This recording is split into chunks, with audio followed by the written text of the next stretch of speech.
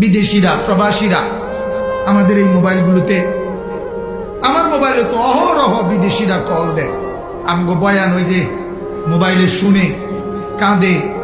তো বলে, আজকেও এক লোক কাঁদা বলছে যে হুজুর, বাড়িতে সবার কাছে বলতে পারি না যে কি কষ্টে আছি, কি পেরেশানিতে আছি, কি অস্থিরতায় আছি জিন্দিগিটা।